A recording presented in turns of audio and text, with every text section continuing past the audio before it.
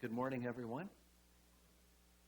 It's great to be here with you at Massey Place, and want to just express our gratitude to Pastor Curtis for allowing us to, and the leadership of the church for allowing us to come and to have this time with all of you. It's always a blessing and an honor. We have the opportunity to connect with churches across Canada, and we are based in Saskatchewan. So it's always good to export good Saskatchewan people occasionally, right? And we really appreciate that. How many of you are familiar with the ministry of compassion? Oh, there's lots of hands. And how many of you are wondering what's going on this morning? I'm just kidding. Compassion will be a little bit new for you. That's great. It's great to have this chance to be with you. So I'm going to bring up a photo of our family. You saw Camille and Micah leading with Karen this morning, and it's awesome that we still have one boy at home who can travel with us on Sundays like this. But I did want to point out that we have three very handsome boys. And I have good news for you. Two of them are still available. So if anyone wants to have a conversation after church, we can arrange that. But yeah, it is an honor for us to serve Jesus and to be here with you. And this morning, I want to share with you a little bit about the priorities of Jesus. And I want to begin by talking a little bit about what it's like to grow up in small-town Saskatchewan. Has anybody else grown up in small-town Saskatchewan? Lots of hands. Okay, this is going to be awesome. So I was born in Saskatoon, but I grew up in small-town Saskatchewan. So as you know, when you're growing up in small-town Saskatchewan, it's Friday or Saturday night, and if you're a young person or a young adult, there isn't a lot to do. So you have to create your own fun, right? And sometimes the kinds of fun that you create are good. Sometimes they're less productive. And you can't just on a Friday night necessarily go and watch the Blades or the Hilltops or the Huskies. You just have to create your own fun. So what people did in our town was they did laps. So does anybody here know what doing laps is? There's some hands going up. Some are shy about it, some are confident. I know what doing laps is. What you do is you get into your car on a Friday or Saturday night and you look as cool as possible. You crank up your tunes, you roll the windows down, and you just drive around the three main blocks of the town looking as cool as you can and waving at people, doing cool waves, cool nods as you go by. And in another minute, you're back again, so you get ready to nod again, and you go around and around. Then you go to the gas station, then you're around the main blocks of the town again. And that is the awesome thing to do. Well, there's a guy in our town that took it to another level, and he bought a 1969 Chevy Camaro blue metallic paint and put a nice stereo system in it. He also happened to have really good hair and a good mustache. So he was the complete package. And he would drive around the town and just looking as cool as possible. And all of us who were younger would think, wow, if only one day we could be like him. And he would drive around. He'd look so cool. You'd hear him coming. He'd go by. Then he'd be by again. And he'd just be there with his mustache. And then he'd be by again. And we thought this guy had arrived in life. And then we realized, as we got a little bit older, wait a minute, he's just going in circles. He's just doing laps. He's not really going anywhere in life. He's just going around and around. And what had happened was, he had taken his cue from what that culture, that subculture said was awesome, was important, what was really mattering in that culture. And then he did that like no one else did it. And he took his cue from other people instead of finding out what really, truly mattered in life. And very often we get into the same kind of pattern where we take our cue from the culture or the subcultures around us and we do what other people say is important, what other people say really matters in life. We just do what they say that we should do. So this morning we want to lean in close to the heart of Jesus, and we want to remind ourselves of what Jesus says really matters, what is truly important, what is really eternal, what really lasts. So we want to lean in close to the heart of Jesus today, and we want to ask Jesus, Jesus, what does your heart beat for? Because inside of the heart of Jesus are the things that really matter, that we want to connect our lives to. So will you do me a favor this morning? Will you turn to a couple of people who are sitting around you, and will you give them a good Sunday morning smile and tell them, don't just do laps. So go ahead, tell some people around you, don't just do laps.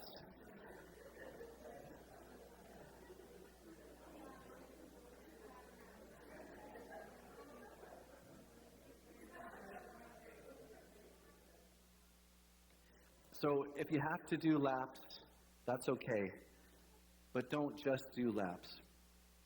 Let's take our cue from the culture of heaven, and let's ask Jesus, Jesus, what should our lives really be about? So this morning we want to look at 3 different groups of people that are very close to the heart of Jesus, that his heart beats for. And the first is those who are lost. So let's read from Luke chapter 19 and verse 10. Can you all read this out loud with me? Then I won't feel so alone. That's good. Let's read this out loud. For the Son of Man came to seek and to save the lost. So Jesus, in his mission, was going after people so they wouldn't have to stay in a position, a state of being alienated from God, alienated from home, alienated from a relationship with the Father. And he was coming after people intentionally so they wouldn't have to stay in that state of being lost. I can remember growing up in a family that did not know Christ, and I remember what it felt like to be lost. I remember as a little person closing my eyes at night and wondering, is that what will happen when I die? There'll just be blackness. And I can remember growing up as a young person, and people around us who are older, or we'd see this in movies or wherever we would see it, they would say, try this thing, you'll find life if you try this thing. You'll find out what life is really all about. And whatever people said we should experiment with, we would experiment with it. And we would find out in the end, when we tried that thing that they said we should try, we'd end up feeling more empty and more lost and more in despair, because wherever they said you could find life wasn't where we could find life. Jesus came so that no one would have to stay in that position of just being lost and not really knowing what life is all about. I will show you a picture of a little girl. Her nickname is Kat on the next slide. And you can see there her whole family is on a Thailand version of a minivan, I guess. And she's there sitting right in front of her dad. And she was growing up in the nation of Thailand, where there's very few people who know Jesus. There's very little opportunity to come to know Jesus in that nation. And not only that, her situation was complicated further because she was growing up in poverty. And what very often happens is if people don't know their worth in the eyes of God and they're struggling every day with poverty, very often what happens in the nation of Thailand is that it becomes a very dangerous place for little girls, for young girls. And very often they get sold into slavery. But thank God, through compassion, we were able to connect with little Kat, and we were able to sponsor her.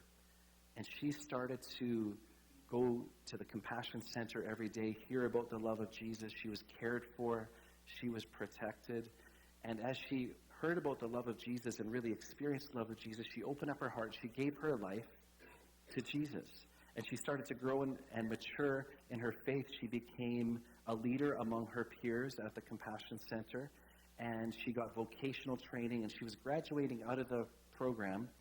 And the director of the program wrote us a letter and said, you might not have known this, but not only did little Kat come to know Jesus, also her whole family came to know Jesus. Everyone on the motorbike came to know Jesus. And I want you to know that this is the norm in the ministry of compassion. that every 4 minutes, there's a child coming to know Jesus through the ministry of compassion. Every 4 minutes, there's someone, a child, who's found through the whole year. And then we ask the question, does it impact the rest of the family if that child comes to know Jesus? And the answer is yes, it does impact the family. In fact, we found out, we were kind of surprised to find this out, but on average, another 4 family members also come to know Jesus when that child comes to know Jesus. That means in under 1 minute, there's someone who's found through the ministry of compassion. They're no longer lost. So this morning, let's allow our hearts to beat with the heartbeat of Jesus for people who are lost. Let our hearts just beat in sync with his heart. The second group we want to look at today are the least. We're going to read from Matthew chapter 25 and verse 40. You did the last one so well, I think we'll read this one aloud together too. So Matthew chapter 25, verse 40. And the king will answer them, truly I say to you, as you did it to one of the least of these, my brothers, you did it to me. And this is one of the most really shocking passages of Scripture that reveals God's heart for the least of these. As you know, in this passage, Jesus is saying that he'll come back at the end of time and he'll make an evaluation of my life. And he'll evaluate your life. And the basis of that evaluation is going to be whether or not we cared for the least of these. People who are suffering, who feel forgotten, who are hungry, who are thirsty. And Jesus identifies with them so much that he says, they are my brothers and they are my sisters, the ones who are suffering the most. And the basis of our reward, he says in this passage, will be whether or not we cared about the least of these. So you have 2 groups in this passage. They're both surprised. They've both seen Jesus, and they didn't know that they saw Jesus. And they both say, when did we see you, Jesus? And he says, you saw me when you saw the least of these. I'll show you a photo of this man. His name is Everett Swanson. And he was invited to preach to the Korean troops during the Korean War. And when he was over there, he was walking down the street, and it was a cold day, and he's got his coat over his arm, and a little boy goes by, steals his coat off his arm, and runs down the street. So he chases after the boy. He doesn't know what he's going to do when he finds the boy, but he chases after the boy, comes around a corner, and sees there's his coat on the ground, and under the coat is a lump the shape of a little boy. So he knows the boy has just stolen his coat, and he's under there, he peeks under there, there's the little boy. He's just trying to stay warm. And he found out that, as is the case in countries where there's turmoil and unrest, that the ones who often suffer the most are children, and there's thousands of abandoned children just out in the streets. And they're trying to get enough food each day, trying to stay warm enough each day so they survive another day. And he went out into the streets, and as he's walking through the streets, he saw that sanitation workers would go out with a truck every day, and they'd pick up some piles of garbage and rags and newspapers and other piles. They would just leave. And he said to someone who was local, what's happening here? Why are they leaving some piles of garbage? And the local person said to him, well, what they're doing is they're going and they're checking each of those piles. And before they pick up the pile, they're kicking the piles. And if there's movement under the pile, then they leave the pile there. So they know there's a child there who's just covered themselves up with rags and newspapers, and they survive the night. And if they come and they kick a pile and there's no movement, then they're picking up that pile, throwing it on the back of the truck, going to the dump. The next day, they come down the street and check those piles again. And this man is flying home, and he feels that God is speaking to him. And God is saying to him, what are you going to do? What are you going to do? And he goes home and he gathers together a group of friends who decide that they will take care of those children in the nation of Korea. They were the very first compassion sponsors. That's how the Ministry of Compassion began. And now there's over 2 million children around the world sponsored with compassion. But that wasn't the end of the story in the nation of Korea. The church became very powerful, as you know, in that country. And the economy became very strong. And so the leaders of the church in Korea were able to say to Compassion, you can leave. We'll take care of the least of these in our own country. We've got this. But not only that, you'll also be back in a few years, and we'll be taking care of the least of these in other nations as well. And that very thing happened. The president of Compassion came back to set up an office again in the nation of Korea where they would be helping the least of these in other countries. And he was there, and he was giving an amazing speech, and he was reintroducing compassion to the Koreans, and he just really wanted them to know what compassion was all about. So he was speaking his heart out. And over on this side, there was a man who kept waving and tried to get his attention. He says, it looks like you have something to say, sir. And the man stands up and he says, you don't need to tell us about compassion. We are your children. I'm your son. And he was one of those boys who had been released from poverty in Jesus' name. Now he was full grown. He was a Christian leader in his church and in his denomination. And then all over the room, men and women began to stand up and say, you don't need to tell us about compassion. I'm your daughter. I'm your son. And they had been rescued through the ministry of compassion. And now they were Christian leaders in all the different facets of Korean society and business and education, every part of Korean society.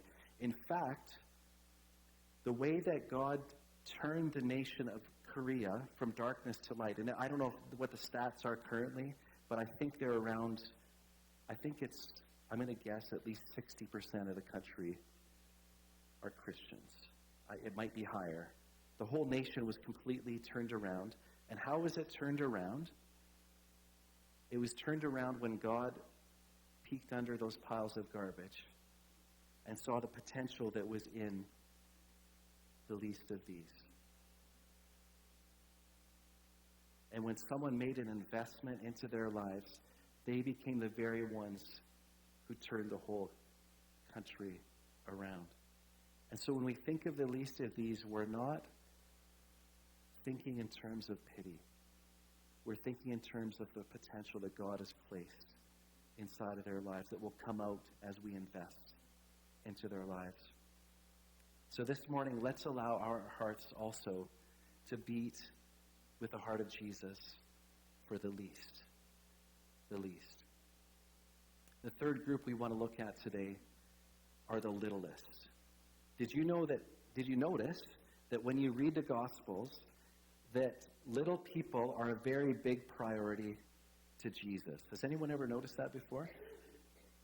Like a really, really big priority.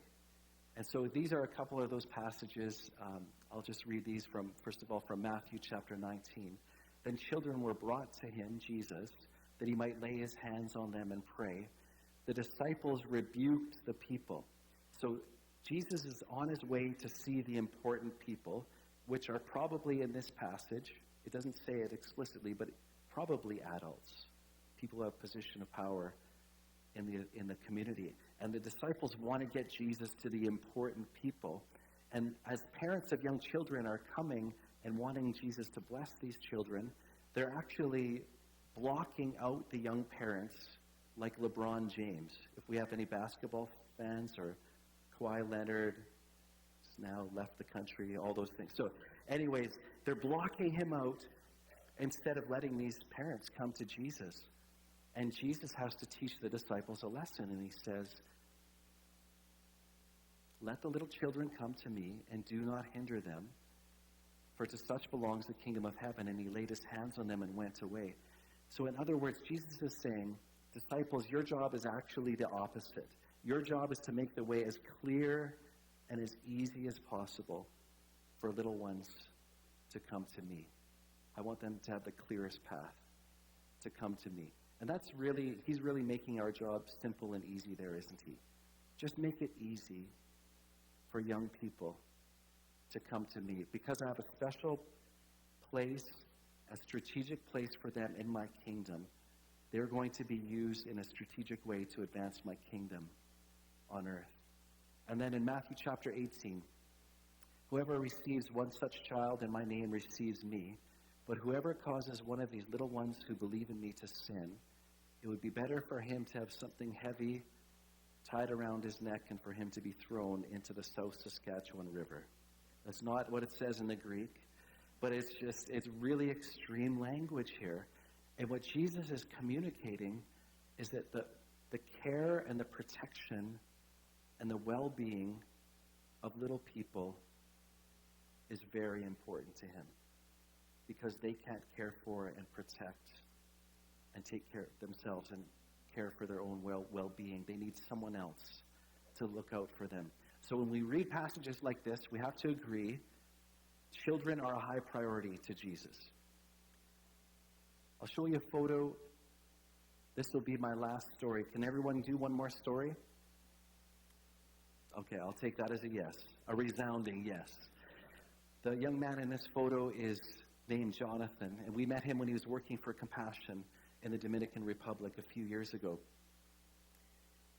And Jonathan has a passion that more and more children would get sponsored with Compassion, and the reason is that he himself was released from poverty through the ministry of Compassion.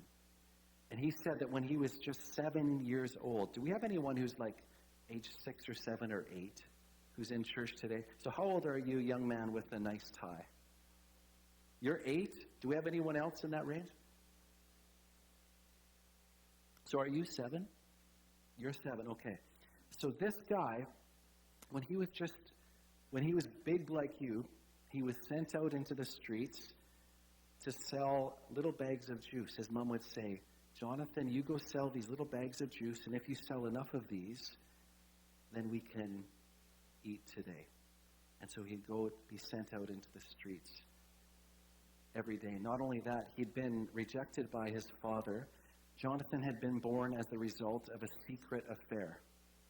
And when the man's family found out about the secret, his dad came to him and said, Jonathan, you were a mistake. I never want to see you again. So here's this little guy living in this neighborhood that just feels like a prison, where generation after generation they go through the same problems, and it just rolls on to the next generation. But he walked home that day and he read a letter from his Compassion sponsor. And his sponsor said, Jonathan, today I was thinking of all the things that I'm grateful for, and I want you to know I'm grateful for you. And he started to have a different message spoken into his life. He went to the Compassion Center every day, and he would hear the truth about who he was. And the lies started to fall off of him. And so instead of walking through his neighborhood defeated as a little guy, he started to walk through the neighborhood like he owned the neighborhood. And he would puff out his chest, and he'd walk through the neighborhood with fire in his eyes. And he'd be thinking, God is with me. God can change my neighborhood. And he was no longer afraid. Well, when we had the chance to meet Jonathan, all of his friends gathered around and they said, you have to meet Jonathan. And so they took us over to the place where he was, and we reached out to shake his hand, and he was smiling a nice, big Dominican smile like that one. And when I reached out to shake his hand, his friend said, this is our friend Jonathan, and he is going to be the president of the Dominican Republic. And we had no words, and his friends said, maybe you didn't hear us. Our friend Jonathan is going to be the president of the Dominican Republic. And I'm looking into Jonathan's eyes, and there's fire there, and I look around the circle at all of his friends, and they have the same fire in their eyes. And what had happened was, Jonathan feels called to be a Christian leader at a national level to help other children get out of poverty more easily. than he did. And all of his friends who were around him are actually his campaign team, and they had a 5-year campaign leading up to the year 2020, and Jonathan is running to be a senator in a nation of the Dominican Republic. I don't know, he might be the youngest senator ever in that country. But none of that happens unless someone looks at little Jonathan, at 7-year-old Jonathan, and says, Jonathan, you matter to Jesus. So you matter to me. I'm going to make an investment into your life, and I'm going to see what God will do in your life. So this morning, again, let's allow our hearts to beat for the littlest. The littlest. The reason why we love the ministry of compassion so much is it allows us to care for the lost, the least, and the littlest. So if you go to the next slide, you'll see at the intersection of those three groups, that's the children of compassion that we're talking about today. They are all those things. So over 80% of the children that come into the compassion centers are coming from non-Christian homes. And over 80% of them are coming from families that make less than $2 a day. So when you see those sponsorship forms at the table at the back, you know that those children are all of those things. And you know that when you sponsor them, you're definitely caring for the lost, the least, and the littlest. But sometimes we get asked the question, is compassion different from other sponsorship organizations, or what makes compassion different? And the answer is the 4 C's. These 4 things make compassion so effective in its ministry and cause it to stand apart from what other organizations are doing. And I'll just share these 4 really briefly with you. So the first is compassion is Christ-centered. The best way to lead someone out of poverty is to introduce them to Jesus. And if they know Jesus, they know their worth in the eyes of God, and their whole world around them starts to change. Secondly, compassion is child-centered. How many of you would say that you came to know Jesus before you reached the age of 15? Can you pop up your hand? And just hold them up for a second, and everybody look around. Yeah, that's globally, that's about what the stats are. Thank you.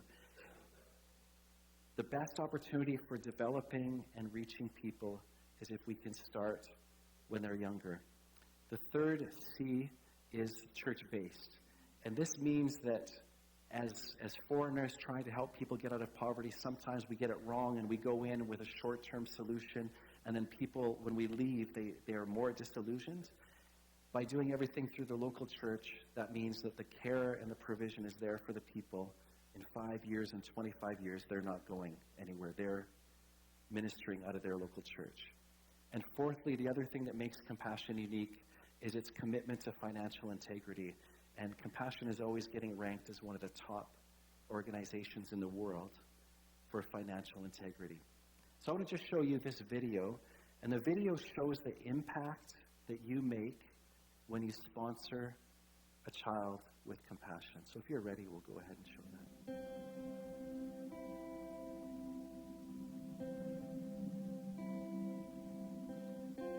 In the Philippines, it's so smelly, very dark water. You can see trash, rats. In a given week, we'll go at least for 3 days without food. The friends that I played with in the neighborhood got captured and was being trained to become child soldiers. We would beg our parents just to buy 1 apple, but even the rotten ones we could not afford to buy. In a period of 18 months, I lost my small brother Patrick, my mom, and I lost my stepdad because of the terrifying disease of HIV/AIDS. When my mother died, I was lost. I was looking for hope, for God to just show me that everything was going to be okay. I would be so jealous with other kids. I would feel that I don't really count. Since God, you say you love us, why do you have to take so much from me?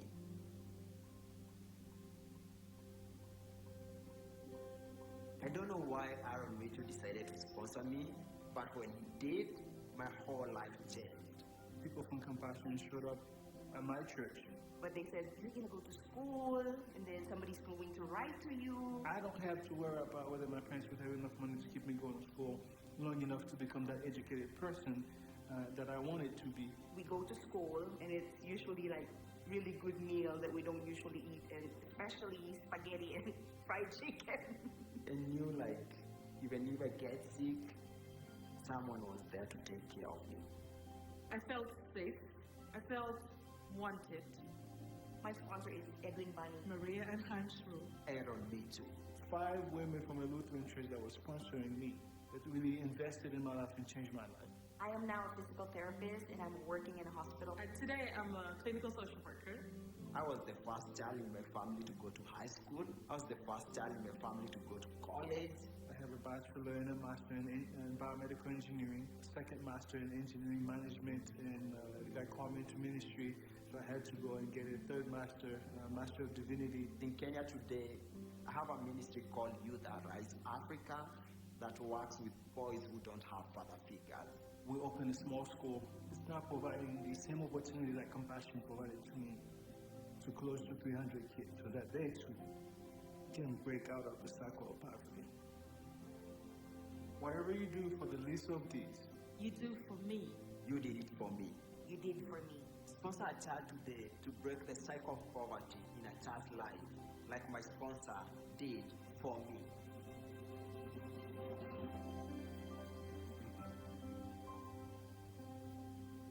Thank you. So this morning, we want to give you an opportunity to release a child from poverty in Jesus' name. And I think most of you said you were familiar with the Ministry of Compassion. I'll just let you know that at the back, we have these sponsorship forms.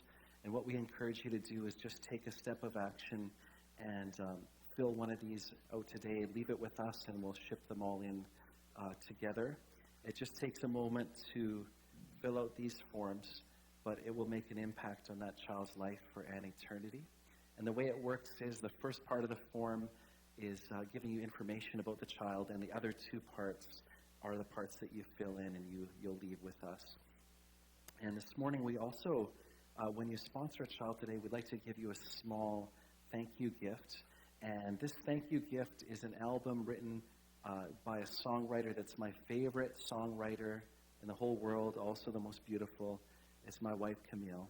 So we'll give you that as a thank you gift when you sponsor a child today. And I want to thank you again for this opportunity to be with you. And I want to thank you for being a church that cares about the lost, the least, and the littlest. God bless you. Thank you very much for sharing with us and sharing those stories as well as the worship today.